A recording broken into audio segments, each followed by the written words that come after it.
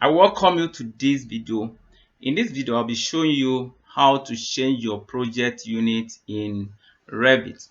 Right now, this project is in millimeter and I want to change it to feet and inches. So I'm going to go to Manage tab, and on the Manage tab, I will select project units, and let me save this work.